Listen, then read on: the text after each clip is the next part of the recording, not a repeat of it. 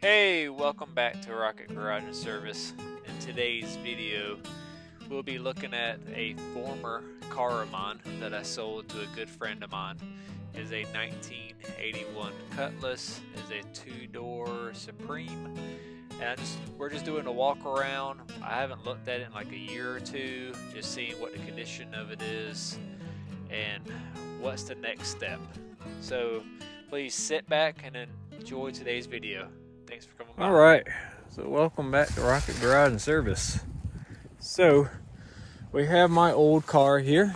It is now a friend of mine, so I sold to him and he had to go out of town for a little while. I have not seen this thing or checked on it in almost a year or two. So we got a flat tire.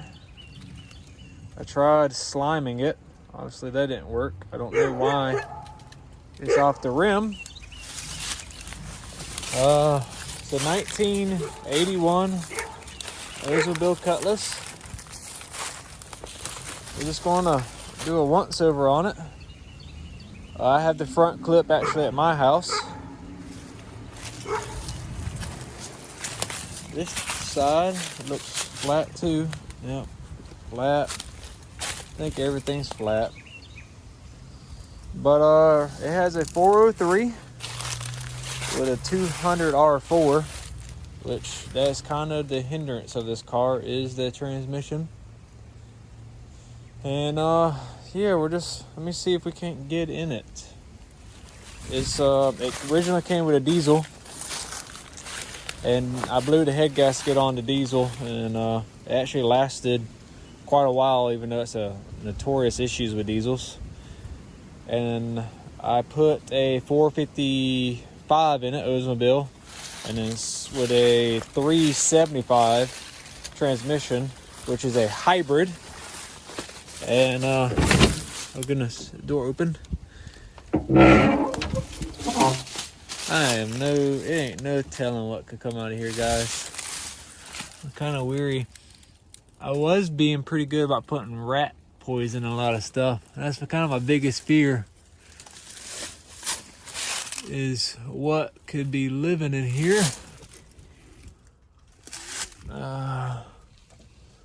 Scared like something's just gonna run out.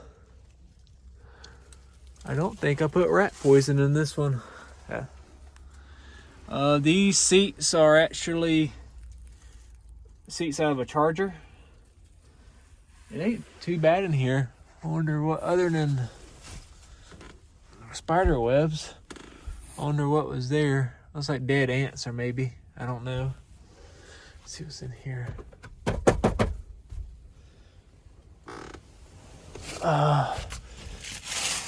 See if we can pop the trunk or the hood. Oh no. Oh, maybe it did. So now it has a 403 though, and it should be a hot 403. It's just the transmission's holding it back. And the owner, it ain't his priority. He really wants a T-top. I can't knock it. That's one of the things I wanted. So, but yeah, let's try to get this hood open. Knock all this off.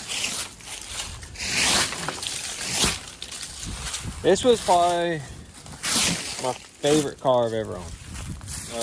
He talked me out of it eventually, and I think if that 455 wouldn't have blown up, he would have been very happy with it.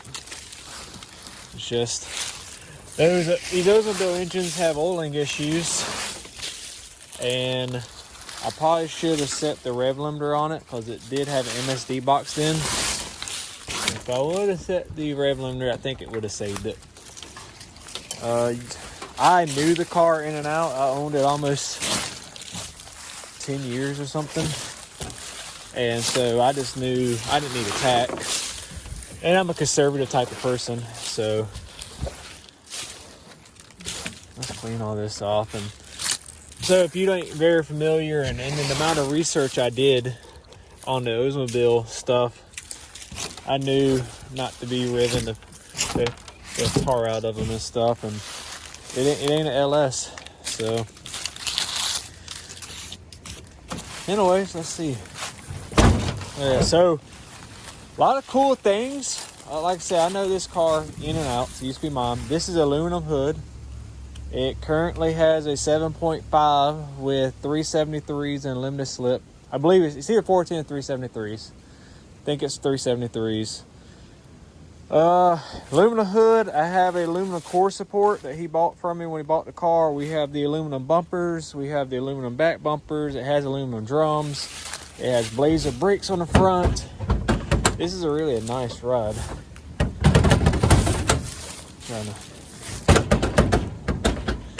All right, let's see if we can't get this open.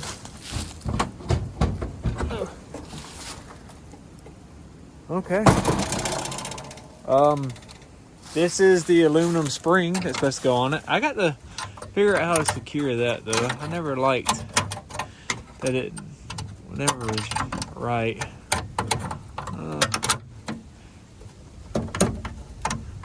Let's see. I kind of want to fix it now. There it goes. That might be it. Maybe the whole... No.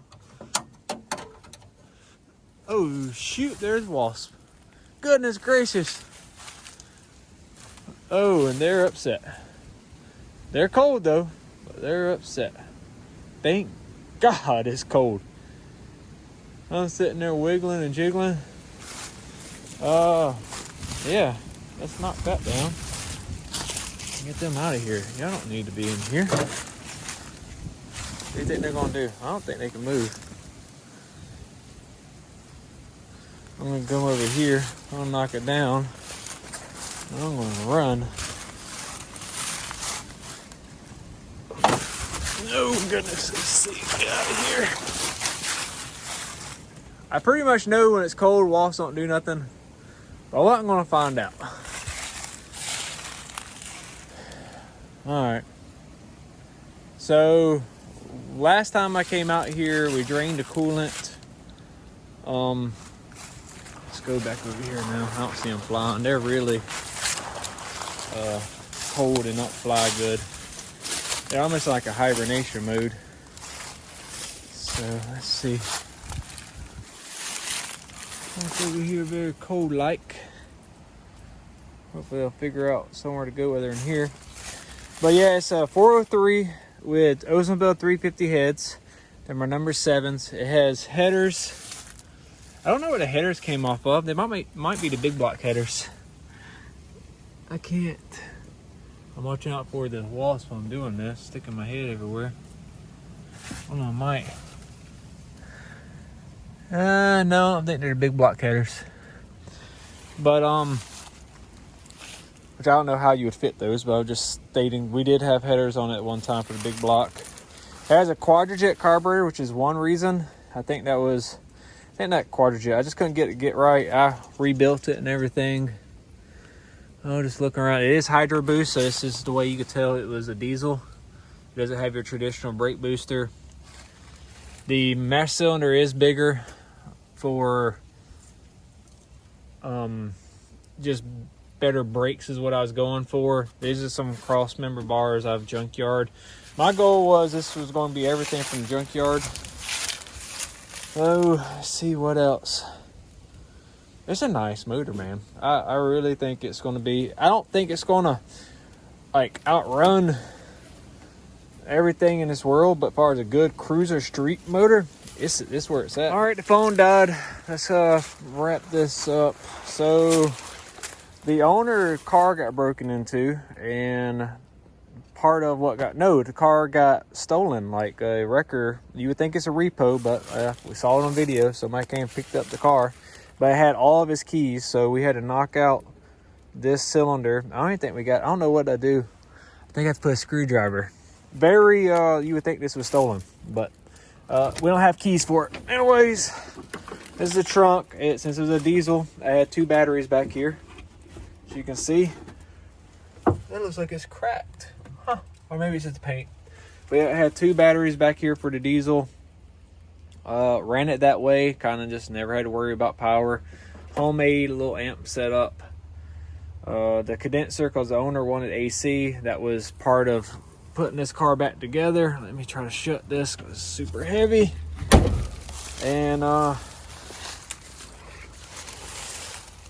But yeah, that's one of the things he wanted was an AC. I had this thing kind of going for the drag effect. I was removed all the AC, put the heat only boxes for really rare stuff. Young, didn't have no money, easier just to delete the AC than try to figure out how to fix it. Didn't understand it. Now if I had to do it all over again, I would do what he's doing. Anyways, that's the rundown. The next time we come out here, I'm going to bring the socket and we're going to actually turn this over by hand to make sure there ain't no rust in the cylinders.